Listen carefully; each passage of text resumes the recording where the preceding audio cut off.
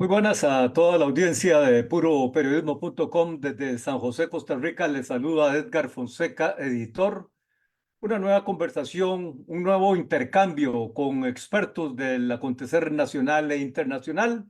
En esta oportunidad conversamos con el abogado y exministro de Hacienda, Elian Villegas, y con el economista, directores de análisis estratégico de la firma FCS y exdirector del Consejo Nacional de Supervisión de Entidades Financieras.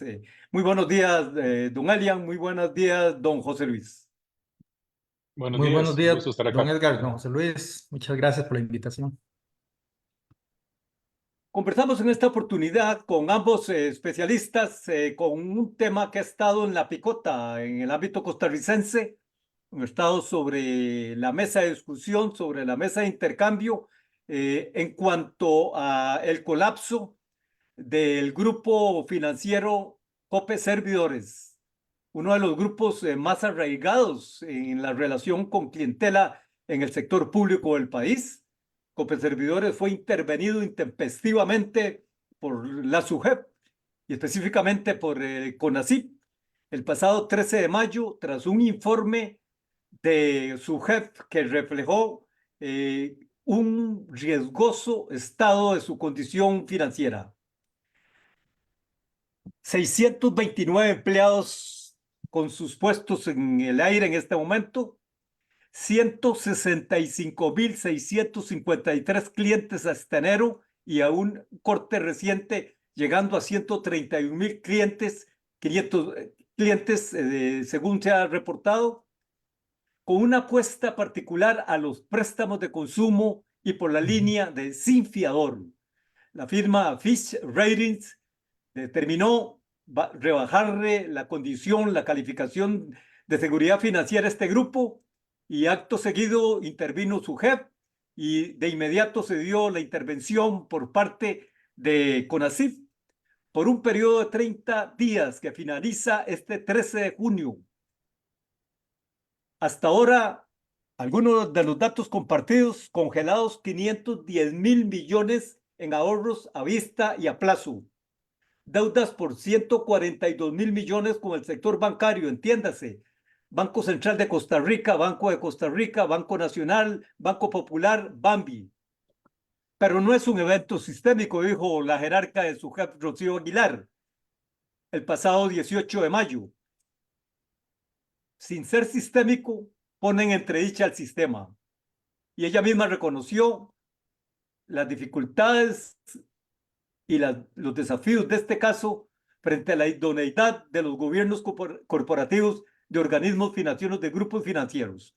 Sobre las implicaciones de este tema, del colapso de Cope Servidores, investigado en la vía administrativa por su jefe, por CONACYT, pero también ya enrumbándose a la vía judicial con recientes allanamientos por parte del Poder Judicial, de la Fiscalía y del OIJ, es que conversamos en esta oportunidad en puroperiodismo.com con los especialistas Elian Villegas, exministro de Hacienda y abogado, y el economista José Luis Arce.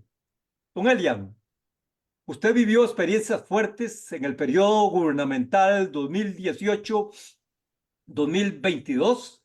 Incluso le correspondió ser testigo del cierre abrupto y tan polémico del Banco Crédito Agrícola como parte de la estrategia de gobierno. Pero no se había visto en el país un golpe, un descalabro financiero de la reciente magnitud como el revelado en el caso de Coperservidores. ¿A qué atribuye, a partir de los datos iniciales, de las referencias iniciales, de los reportes iniciales, don Elian, lo que ha pasado con Coperservidores? Sí, muchas gracias, don Edgar. Tal vez solo aclarar yo, cuando se da lo de Bancrédito, yo todavía estaba en el INS, no estaba directamente involucrado en el gabinete, pero sí un dato importante que hay que aclarar, y es que ahí no quedó ningún costarricense con deudas propiamente dichas, sino que al final se gestó una acción o una estrategia por medio de la cual el Banco Crédito solamente le quedó debiendo al Ministerio de Hacienda, y entonces al final era el gobierno con el gobierno y no se perjudicó a terceros. Acá yo creo, y es una situación que yo la he calificado de dolorosa porque Copel Servidores, yo lo recuerdo desde que yo empecé a trabajar en la Asamblea Legislativa a finales de los 80s, cuando los compañeros de trabajo andaban promocionando la cooperativa, decían que en Copel Servidores era muy fácil conseguir créditos, que estaban muy disponibles y que le ayudaban mucho a la gente. Entonces, Copel Servidores siempre lo he tenido como con esa imagen muy positiva y muy de servicio. Cuando se presenta esta situación, pues uno empieza ya a oír ahí algunos ruidos que evidentemente no son los más convenientes, de situaciones que se han presentado que no son las idóneas. Y bueno, ahora estamos es a la espera de ver qué va a decir el interventor, don Marco, probablemente antes del 13 de junio, ¿verdad? Sobre los alcances de la intervención y qué es lo que está viendo. Pero en general lo que uno podría decir a partir de los datos que se han recibido es que no les funcionó la estrategia que de algún modo querían llevar adelante, que era un crecimiento muy fuerte basado en el área de consumo, que se presentaron ciertas situaciones en esa área de crédito de consumo que no fueron beneficiosas y pues probablemente no pudieron reaccionar de la forma más adecuada. Hay temas ahí, además, que a mí me preocupan y que era algo de lo que usted mencionaba al inicio, don Edgar. Cuando hablamos de la idoneidad, la verdad a mí no me preocupa tanto la idoneidad de Copeservidores en este momento, me preocupa la idoneidad del Banco Nacional y del Banco de Costa Rica que le prestaron plata y que le prestaron cantidades importantes y que además permiten que su otra sociedad, que es VIXA, en la cual ellos dos tienen el 100% de las acciones, también le preste. Entonces, ahí es donde uno dice, qué raro, es decir, no tuvieron los elementos para hacer todo el análisis antes de prestarle el dinero. ¿Cómo es que dos bancos tan grandes, donde tienen profesionales de altísimo nivel, no pueden ver el riesgo en el que están haciendo incurrir prestando miles de millones de colones? Y entonces, ahí donde realmente a mí, pues me preocupa enormemente la situación que se pueda estar presentando detrás de una cooperativa como Cope Servidores y de quienes le están prestando dinero, en este caso concreto, esos dos bancos públicos, que son, o que es un tema al que yo creo que vale la pena ponerle mucha atención a futuro, porque de alguna manera, por más gobierno corporativo que tengan en estas instituciones, hay algo que ahí está fallando, ¿verdad? No puede ser que sencillamente vayamos donde están, donde va Vicente, donde va la gente, ¿verdad? Y entonces vamos y prestamos dinero sin tomar todas las previsiones del caso y sin estar evaluando adecuadamente el riesgo que está ahí presente, ¿verdad? Entonces, ese es un tema que para mí sí es un tema pues bastante importante. Puro periodismo.com desde San José, Costa Rica, en esta transmisión en análisis particular del colapso del grupo financiero Cope Servidores. Casi 60 años inmerso en la actividad pública financiera del país e imprevistamente, pero esto es uno de los puntos que me interesaría abordar en esta conversación, porque no necesariamente tan imprevistamente, tan intempestivamente se vino a dar el golpe, la caída de Cope Servidores. Pero vamos por partes. Don José Luis, el informe de su jefe, el informe de CONACYT es contundente y podría resumirse los 4 pecados capitales en la caída de este grupo financiero en los siguientes. Aplicó moratorias masivas a deudores con créditos malos. Hizo prórrogas, readecuaciones y refinanciamientos en sus operaciones sin ejecutar labores de cobro. Usted estuvo en CONACYT, usted fue director de CONACYT, incluso presidente durante 3 años, y sin embargo, se da esta situación en uno de los grupos financieros, de los grupos cooperativos financieros más fuertes del país, hasta hace unas semanas catalogado como el primer grupo financiero cooperativo del país, luego cae al tercer lugar en medio de este escándalo. ¿Cómo entender esas fallas, esos vacíos de controles que detecta la SUGEF y CONACYT en particular? Yo creo que ese es un punto, bueno, en primer lugar, buenos días a ambos y a todos y todas los que nos están escuchando esta mañana. Yo creo que ese es un punto importante. En los intermediarios financieros en general, ¿verdad? El negocio de la intermediación financiera es un negocio en el cual se tienen que gestionar múltiples tipos de riesgos y también la naturaleza de la gestión de los intermediarios financieros es propensa, por ejemplo, a que hayan asimetrías de información, a que hayan problemas de incentivos que lleven a los agentes económicos, en este caso a los bancos o cooperativas de ahorro y crédito, a veces cuando son mal gestionadas, a tomar riesgos excesivos, por ejemplo, en la búsqueda de mayores participaciones de mercado. Por eso mencionaba Elian hace algún momento el tema del rápido crecimiento de un intermediario financiero específico. Es generalmente una señal que uno tiene que cuidar con atención, porque los rápidos crecimientos, si no se acompañan, por ejemplo, con medidas de buen gobierno interno, de buena gestión de riesgo, pueden ser peligrosos. Y después también está el tema, por ejemplo, de la información.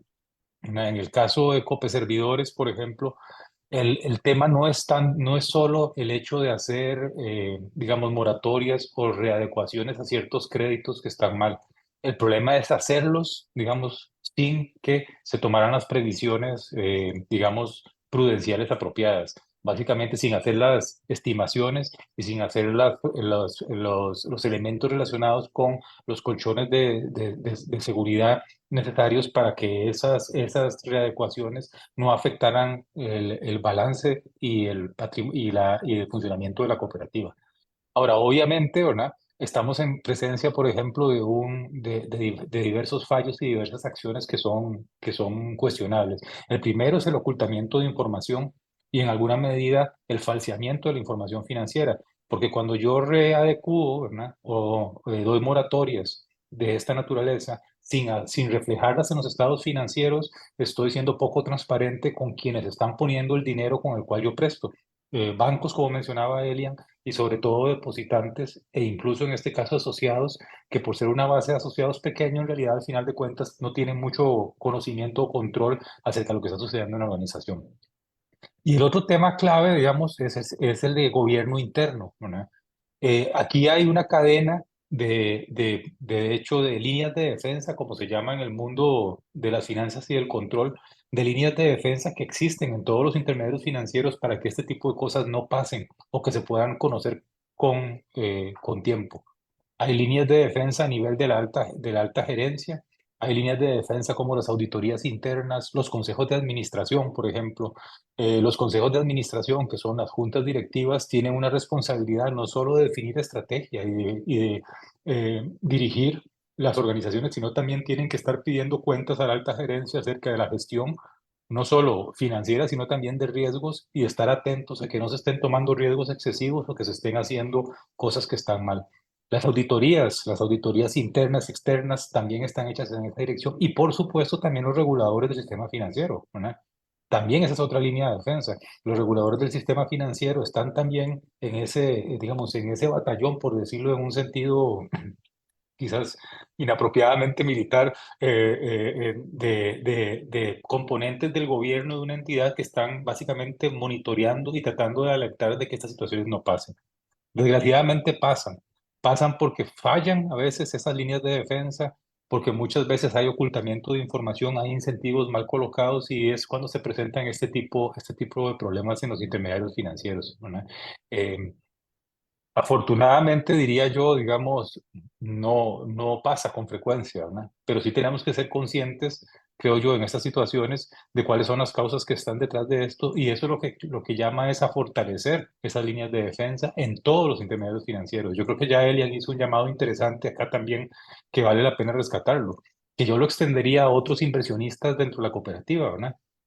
Vamos a ver, que una persona individual con un pequeño capital no tenga muchos recursos o la capacidad para analizar la situación de una cooperativa donde invierte, uno puede entenderlo. Y para eso está la información pública y para eso están los reguladores del sistema financiero, para generar confianza. Pero que un banco grande, un inversionista institucional como una asociación solidarista grande o digamos, un inversor importante de dinero no lo haga, eso es un elemento que hay que propiciar que cambie, porque justamente este tipo de participantes están llamados a ejercer disciplina de mercado, ¿verdad? Disciplina de mercado en el sentido de estar mucho más atentos por el riesgo que se están exponiendo, de tratar de ayudar a separar la paja del trigo en el caso de organizaciones que se empiezan a comportar mal. Siempre en estos casos, yo sé, es difícil plantearlo ahora de esta manera porque es muy fácil ser entrenador de lunes por la mañana, después de que han pasado las cosas. Pero yo creo que es importante fríamente analizarlo, ¿verdad? Porque creo yo que de estas situaciones desgraciadamente dolorosas para las personas que están pasando el estrés de saber que sus dineros están en peligro, hay que derivar recomendaciones y hay que analizar en detalle qué es lo que ha pasado para tratar de que no vuelva a pasar en otros intermediarios financieros. Puro periodismo.com en el análisis de la caída del grupo financiero Copeservidores, intervenido desde el 13 de mayo por la Superintendencia General de Entidades Financieras y específicamente por CONACYT, Consejo Nacional de Supervisión del Sistema Financiero de Costa Rica. Conversación con el exministro de Hacienda y abogado Elian Villegas y con el economista José Luis Arce de la firma FCS Capital y exdirector de CONACYT y expresidente de ese ente. Fue tal el deterioro de los créditos de consumo, dicen los reportes publicados recientemente, que fue obligado el grupo a reajustar su resultado financiero de 2023 para reflejar una pérdida de 26.975 millones cuando había reflejado ganancias. Esto desencadenó la intervención prácticamente inmediata por parte de su jefe y CONACYT. Como usted dice, es muy fácil hablar luego del partido, el lunes siguiente después del partido. Pero una de las preguntas, don Elian, en este caso es no solo qué pasó, y que eso lo está viendo reflejado informe tras informe que trasciende al país, a la opinión pública de lo que allí se detectó, de lo que allí venía ocurriendo, sino por qué pasó. Y la pregunta es aquí, ¿por qué hasta ahora intervino su jefe? Ese ente regulatorio en el cual están las expectativas de una intervención más prudencial, más preventiva y más inmediata. Sí. Tal vez vamos primero al por qué pasó. Cuando uno analiza un poquito las cooperativas grandes en general, yo creo que la primera pregunta que uno se tiene que hacer es, ¿esta cooperativa está cumpliendo con la función para la cual fue creada, con el rol para el cual hubo un grupo de asociados que se juntó originalmente y dijo, vamos a hacer esta cooperativa, o esta cooperativa perdió el rumbo?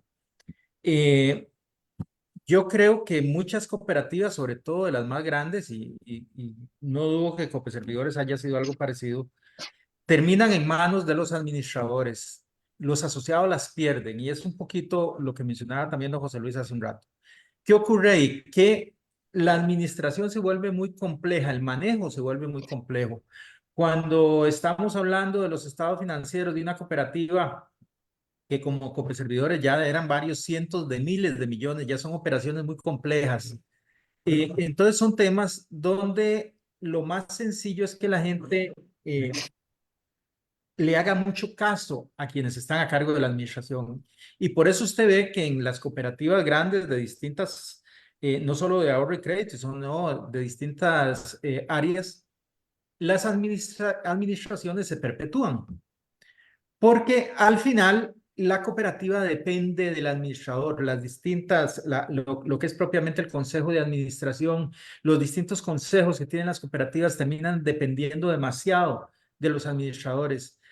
Cuando usted tiene un administrador que conoce al dedillo lo que ocurre en la cooperativa y usted tiene miembros del consejo de administración, esos miembros del consejo de administración, por más tiempo que le dediquen a la cooperativa, van a llegar a conocer un 1 o 2% de lo que pasa en la cooperativa. No tienen en primer lugar, todo el tiempo para dedicarle a aquella cooperativa, y en segundo lugar, no va a contar con todos los instrumentos con los que cuenta la administración. Entonces la administración termina absorbiendo el porqué de la cooperativa. Entonces ahí donde uno ve algunas cooperativas que nacieron tal vez para prestar un servicio a un grupo, a cierto sector que se veía que estaba requiriendo ciertas actividades, ciertos productos, ciertos bienes, y de pronto aparecen dándole ese mismo servicio, incluso cosas más amplias a todo el país. Entonces, aquel grupo originario es un grupo que se pierde totalmente y entonces empezamos a hablar de cosas que ya son completamente distintas. Si COPE Servidores o algunas de estas cooperativas tan grandes fueran, por ejemplo, sociedades anónimas, ahí habría una transformación importante en todo el tema del gobierno corporativo y ahí la Asamblea General tendría muchísimo más que decir. Sería una Asamblea General de gente que tiene su dinero ahí, que no lo puede sacar, que está ahí de alguna forma comprometiendo su patrimonio y un patrimonio importante, y entonces es gente que va a tener mucho más opinión y que va a ser mucho más fuerte en el que, para dónde va ese negocio. Con las cooperativas, yo siento que, sobre todo, reitero, en las cooperativas más grandes, hemos ido perdiendo esa visión y se han transformado en sociedades anónimas vestidas de cooperativa, donde la administración pasa a ser, en realidad, la que define para dónde voy, a qué velocidad, dónde paro, y etcétera. Y la asamblea de socios, que debiera ser el cuerpo principal, está perdida y el consejo de administración, pues de alguna forma la administración lo lleva de la mano hasta arriba. Entonces, ese es, creo yo, un gran problema conceptual que está en la base de lo que puede estar sucediendo con una cooperativa como Cope Servidores. Permítame una interrupción, don Elian, pero entonces de lo que usted está diciendo, lo que es el sector cooperativo bajo este modelo en el que dentro de este diagrama que usted esboza, podría estar en el mismo riesgo de Cope Servidores. Bueno, no necesariamente desde el punto de vista financiero, pero yo, por ejemplo, le voy a decir, yo veo Copialianza, que es de mi zona, de Pérez Celedón. ¿Qué hace Copialianza en Guanacaste?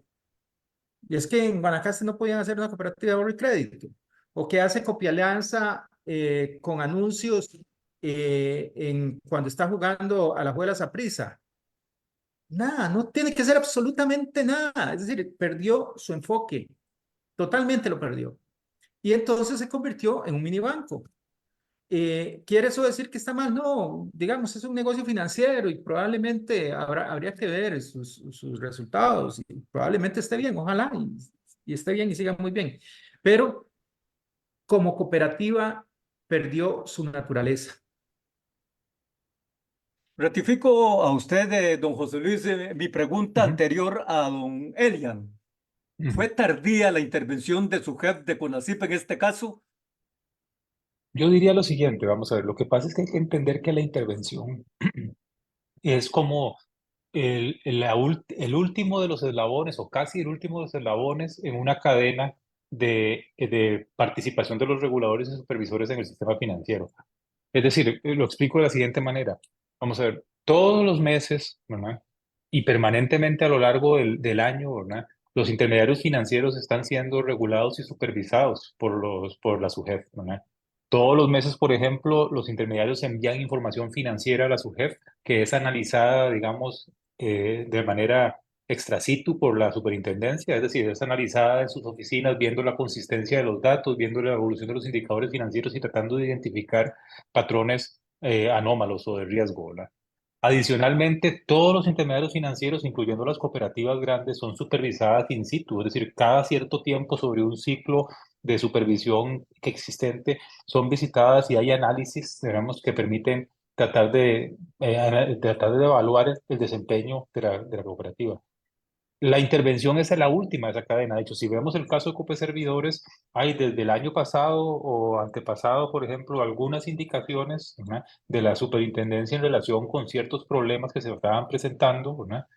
Esas interacciones entre los supervisores y los supervisados son comunes. De hecho, muchas veces no nos damos cuenta los depositantes de que eso está sucediendo, pero hay muchas de ese tipo de interacciones y hay medidas de corrección que afortunadamente en la mayoría de los casos los problemas no son tan graves y son además corregidos rápidamente por los supervisados y por lo tanto no llegamos al último momento de la intervención.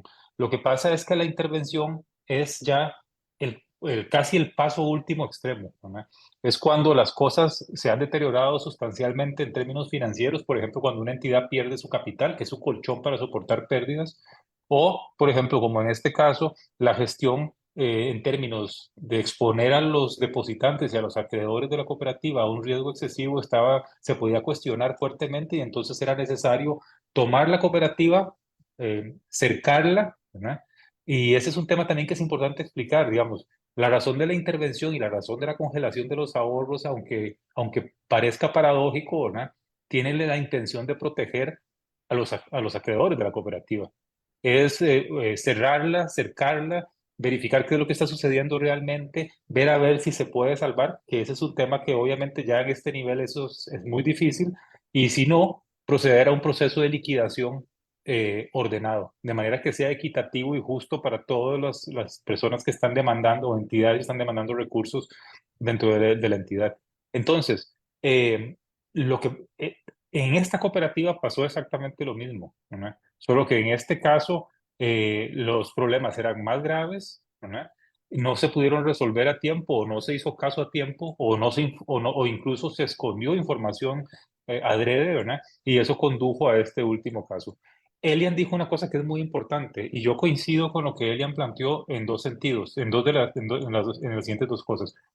Los administradores de las entidades financieras son como esas caricaturas que veíamos de niño, ¿verdad? No sé si recuerdan que había un diablito acá y un angelito del otro lado, ¿verdad? El diablito generalmente no es que sea malo, el diablito es la presión competitiva, es yo tengo que hacerme más grande, yo tengo que crecer, tengo que salir en los partidos de Alajuela y Saprissa, como planteaba Elian, ¿verdad? Entonces esa presión por crecer esa presión por crecer, si no se hace oyendo al otro lado del hombro, que es el angelito, digamos, que es la persona prudente, la gestión de riesgo, la forma pausada de crecer sostenida y sin exponer a los depositantes, si el angelito y el diablito, digamos, de esta caricatura no se hablan entre ellos y el gerente solo oye a uno, si oye solo al ángel, no gana plata y los inversionistas no les va bien.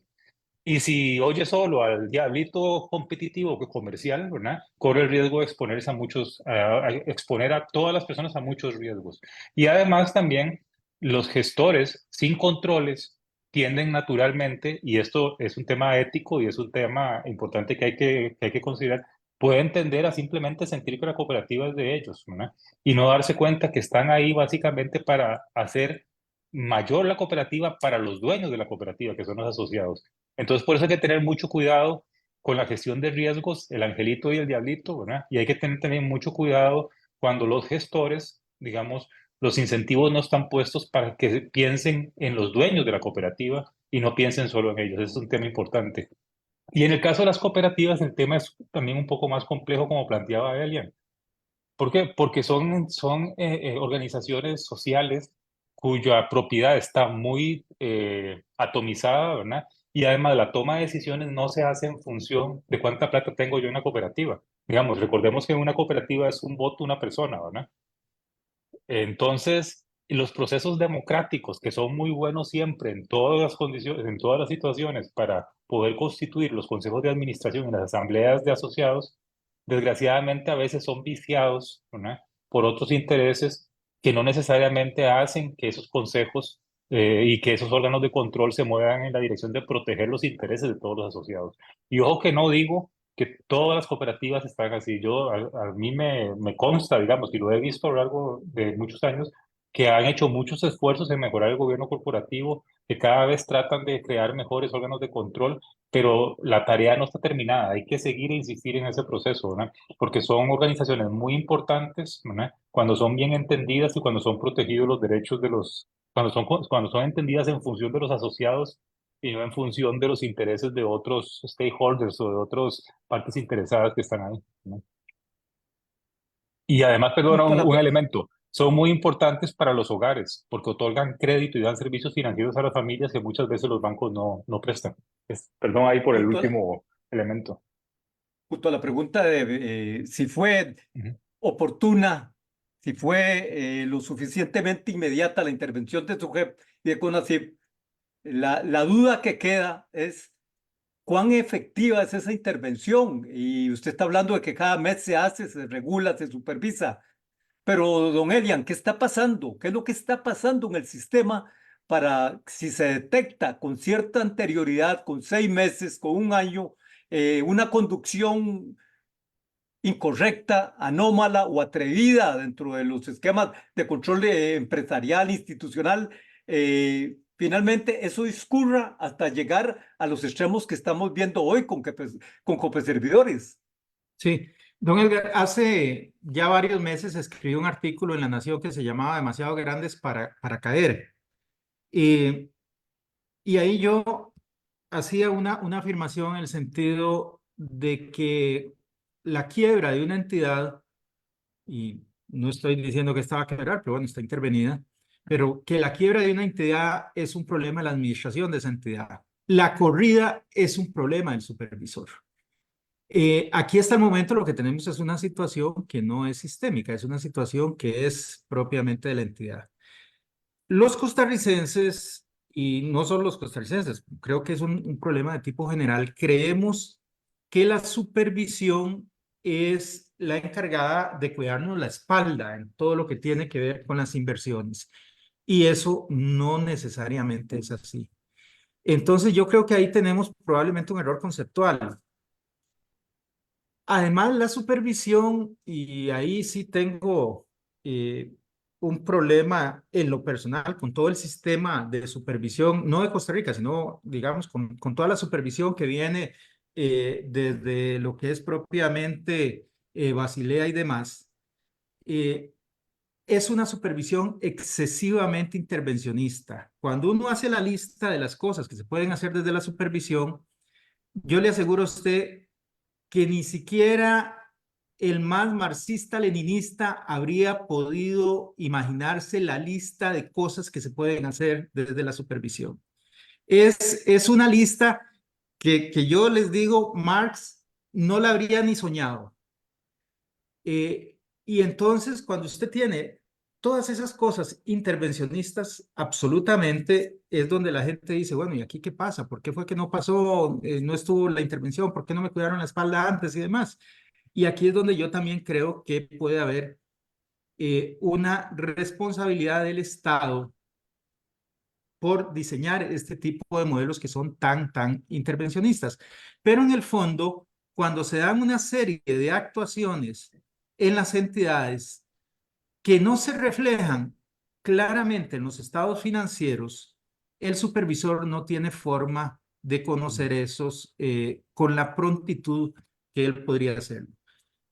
Si todas las actuaciones se vienen dando a lo largo de los meses y toda la información que va llegando al supervisor es real, entonces uno podría ahí decir, bueno, ya, ¿y el supervisor por qué no dio esto hace 8 meses, hace 10 meses?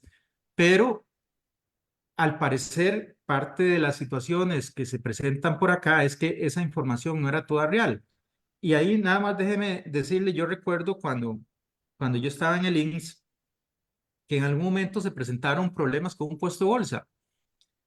Y los puestos de bolsa tienen una situación particular en las recompras, que es una figura que se utiliza mucho en el mercado de valores, y es que son corresponsables de las recompras, ¿verdad? El puesto de bolsa es el que está detrás de la recompra, entonces aunque sea un cliente el que arma la recompra, el puesto de bolsa asume la responsabilidad. Nosotros en el INS teníamos una política que yo le digo incluso que era una política simple, es decir, y era que no teníamos recompras con puestos de bolsa que tenían estados financieros en rojo. Es decir, más simple que eso, perdón, pero no hay forma. Entonces ya me informan, vea, es que hay un puesto de bolsa que tiene estados financieros en rojo. No más recompras, punto. Pero es que tiene una así, sí, no, tranquilo, la política es muy clara, no más recompras, aquí se acabó. ¿Que le quieren hablar? No tienen nada que hablar conmigo porque ya aquí se acabó. La política es clara, están en rojo, cuando estén en negro de nuevo podemos hablar. Y efectivamente ahí terminamos. Cuando entró en problemas ese puesto de bolsa oficialmente, supimos que habían varios puestos de bolsa que tenían relaciones con ellos y que estaban en problemas. Y entonces ahí uno entra a decir, pero ¿cómo no pudieron ver sencillamente un estado financiero en rojo? Pero digamos que ahí la señal era muy clara. Lo que pasa es que con la supervisión y la información financiera, que es la materia prima con la que trabaja, a veces esa materia prima que le llega al supervisor no es una materia prima real, es una materia prima que puede estar un poquito adornada y entonces eso empieza a ocasionar problemas en el supervisor.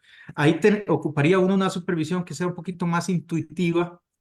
Se supone que supervisión basada en riesgo debiera ir como a tratar de unir distintas cosas en distintos lugares y tratar de ver, ok, ¿por qué están recibiendo tanto dinero de acá? ¿Y qué es lo que está pasando? ¿Por qué están creciendo tanto en esta cosa?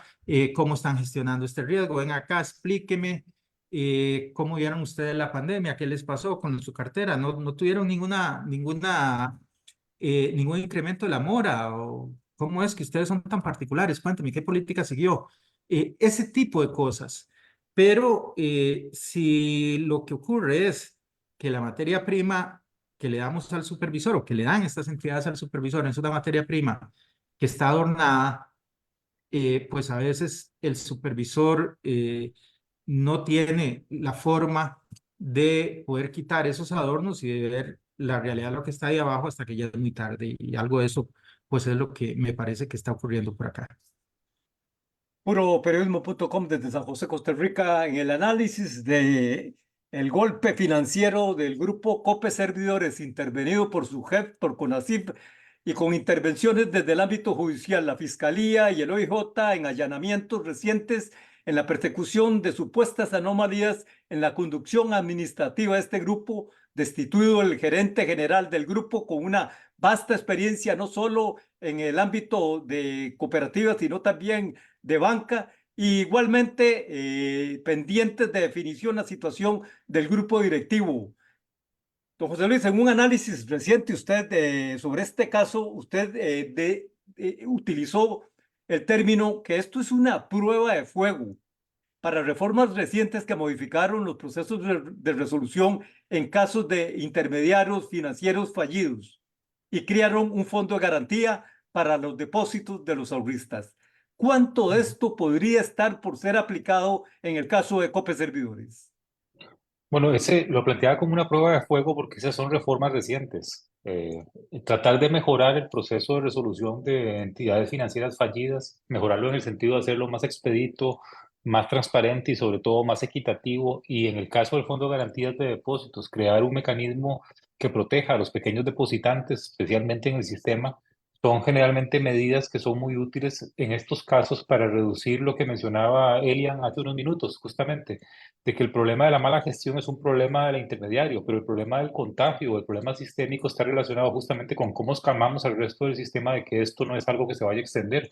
Y en ese sentido, un buen mecanismo de resolución financiera y el seguro de depósitos van en esa dirección. El mecanismo de resolución financiera básicamente lo que pretende es que una vez que una entidad tiene un problema, ¿verdad? Ojalá de la manera más rápida y transparente posible se pueda disponer de ella, digamos, de forma de tratar de procurar obtener lo más que se pueda de los activos que la entidad tiene con el fin de poder honrar las obligaciones con los acreedores, principalmente con los depositantes. Y en el caso del Fondo de Garantía de Depósitos, aquí un poco la idea es tratar de asegurar o proveer una garantía para todos los depositantes en los intermediarios financieros de un monto pequeño, justamente para que los grandes sigan ejerciendo disciplina de mercado, ¿no? Y de manera que se pueda crear un mecanismo que le genere confianza a las personas en el sistema de que una parte importante de sus ahorros está protegida, ¿no? Y al mismo tiempo se protejan a los pequeños depositantes.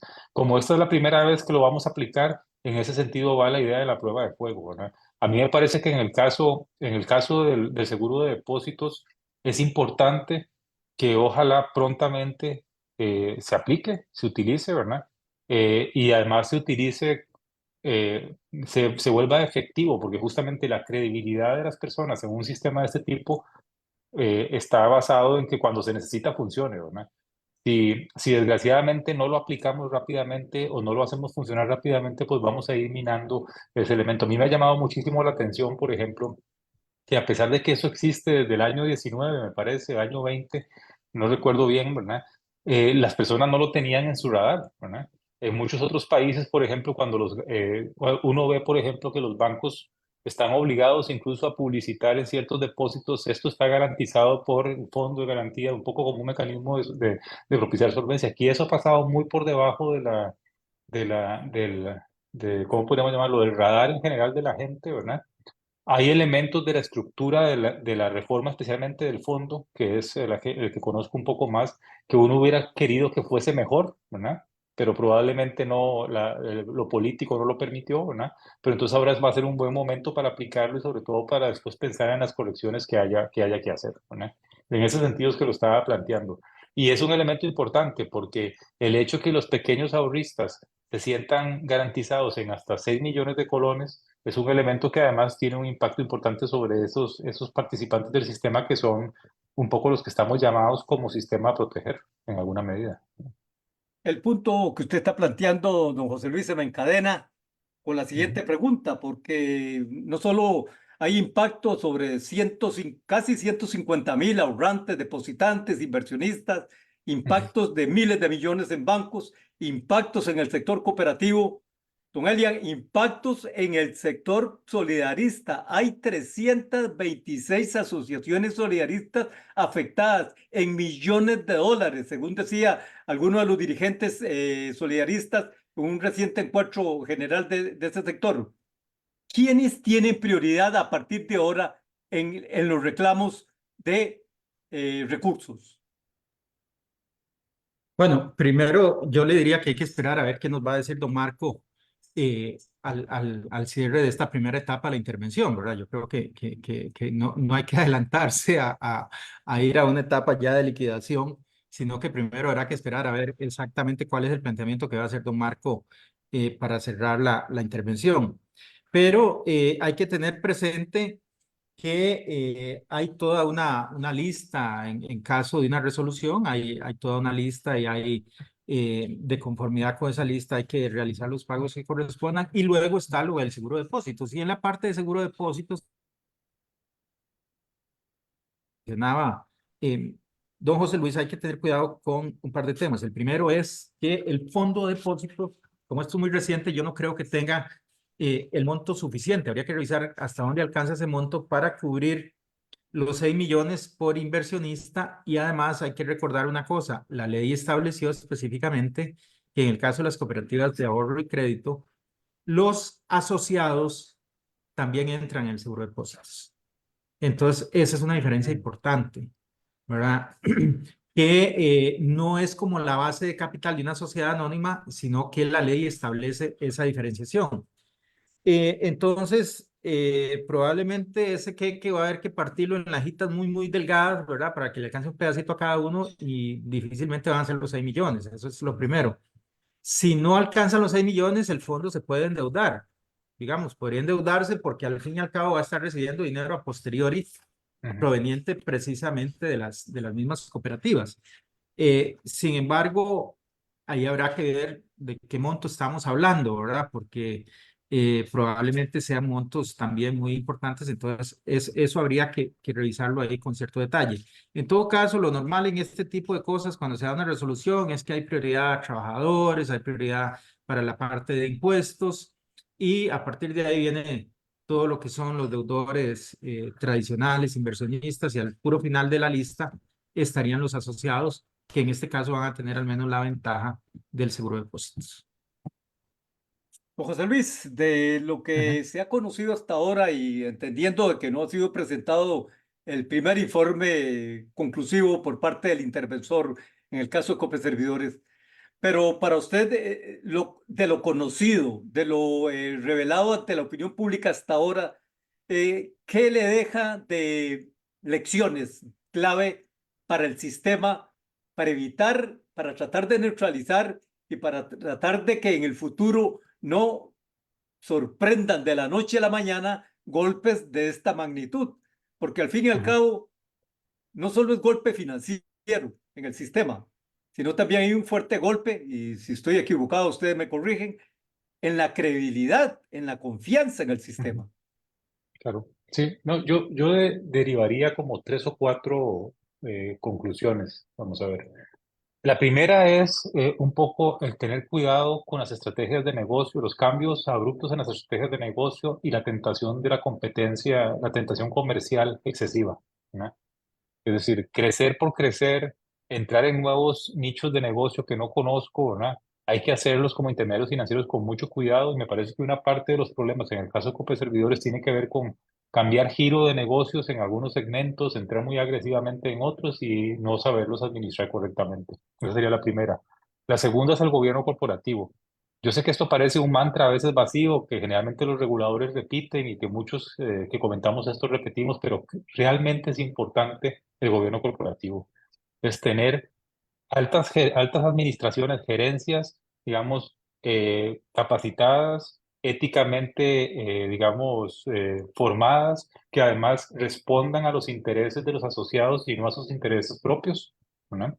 Eso requiere controles, requiere gobiernos, consejos de administración empoderados, con información, que se puedan, que se elijan, aunque sea, que se elijan, estamos de acuerdo por el proceso democrático cooperativo, ¿no?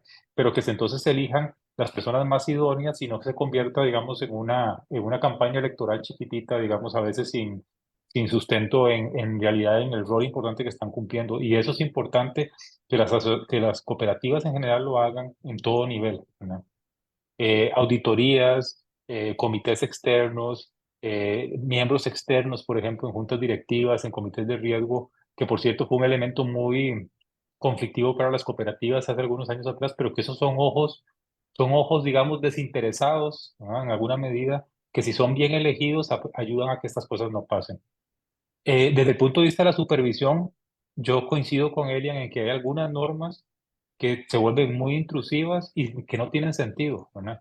Desde el punto de vista de la supervisión, a veces hay que pensar menos en el checklist y en las cosas más como de cumplimiento de normas y de controles específicos y ser estar más atentos a los elementos más intuitivos que mencionaba Elian, ¿verdad? Más a los riesgos y menos a la forma nada más de la supervisión. Ahí también va a ser necesario probablemente hacer algunas reformas, ¿verdad? Esos diría yo son como no, y una más que me falta, nada más. La otra cosa importante, los inversionistas grandes, digamos, los bancos que prestaron dinero en cantidades importantes, las asociaciones solidaristas, que aunque son asociaciones de personas, manejan mucho dinero y tienen que ser responsables de la gestión que hacen, tienen que jugar no solo un papel pensando en obtener ganancias, digamos, en términos de intereses, digamos, a la hora de los préstamos, sino que tienen que entender que también juegan un rol importante en estos casos. Y es que tienen los recursos para tomar decisiones más informadas, para preguntar, tienen más palanca para obtener más información de los intermediarios financieros, entonces tienen que ejercer esa disciplina de mercado. Y hay que actuar menos como cazadores de rendimientos, es decir, menos buscando tasas de interés y entendiendo que la inversión es un balance entre rendimientos y riesgos. Y a veces eso se lo podemos perdonar a un inversionista pequeño, pero no se lo podemos perdonar a un inversionista institucional grande. Entonces ahí también es importante. Esto que estoy haciendo parece una repartidera de culpas, pero yo creo que en estos casos muchas veces es así, ¿verdad? Y hay que poner las barbas en remojo para que eso no vuelva a suceder. Don Elian, de su experiencia y particularmente de su preocupación sobre lo que está pasando en el sector cooperativo, con este caso, aunque no necesariamente ha sido un golpe sistémico, sí ha puesto a prueba el sistema y lo ponen en entredicho. ¿Usted cree que si afecta esa reputación del sistema, cuáles son conclusiones clave de usted de lo que está pasando en estos momentos? Eh, Tal vez antes de contestarle eso, nada más le voy a agregar una quinta ahí a la lista que hacía don José Luis, que me parece que está bastante detallada. Yo la quinta que le agregaría es que los inversionistas, y en este caso sobre todo los inversionistas privados, se les olvida una palabra clave que también se le repite hasta la saciedad toda la vida, y es diversificación. Y entonces usted ve a inversionistas que dicen, es que puse ahí 300 millones de pesos que tenía, que era todo mi ahorro de la vida. Sí, señor, pero si tenía 300 millones, no tenía que ponerlo todo ahí. Ujú, Es que ujú. uno puede entender el dolor de la gente por lo que le está pasando, pero estoy seguro que ha oído infinidad de veces que le han hablado de diversificación, pero a la hora de ejecutarla, en vez de oír diversificación, oyó 10%, 11%, Y eso fue lo que le atrajo. Y lo otro que tenemos que recordar es a mayor tasa, mayor riesgo. A menor tasa, normalmente menor riesgo. Entonces, esas cosas se nos olvidan cuando vamos detrás de los colones y cuando se vienen los problemas es cuando la cosa se nos pone complicada, ¿verdad? Y más cuesta arriba. Entonces, ese es un temita. Volviendo, y perdón, la pregunta era concretamente, don Edgar. Son sus conclusiones clave en este momento de cara al caso COPE Servidores y el efecto, el impacto en la credibilidad, en la Sí, reputación, en la confianza en el sistema financiero del país. yo le diría que al sistema financiero como tal no lo afecta tanto. Afecta más al subsector cooperativo y evidentemente yo creo que lo va a afectar, no le va a generar un problema de encadenamiento, ni mucho menos, pero sí creo que otras cooperativas grandes van a tener que hacer un esfuerzo de retención, van a tener que hacer un esfuercito adicional, tal vez incluso tomar un compás de espera, decir, ok, vamos a quedarnos tranquilos mientras las aguas se serenan, de que esto no nos afecte a nosotros y después retomar el camino por el que venían, si consideran que ese es el camino adecuado, revisarse internamente, hacer un ejercicio de introspección, a ver si lo que vienen haciendo está bien o decir qué hizo esta cooperativa mal y nosotros también lo estamos haciendo. Entonces, de una vez lo corrijo. Yo creo que es algo que también les puede servir desde ese punto de vista. Eh, Como sistema financiero, si usted le agrega esto otras cosas, usted le agrega esto el tema de BCR y el fondo inmobiliario, y usted le agrega esto al DESA, pues tiene tres ruidos que están ahí en este momento en el mercado, ¿verdad? Entonces, aunque sean cosas distintas, las tres cosas terminan generando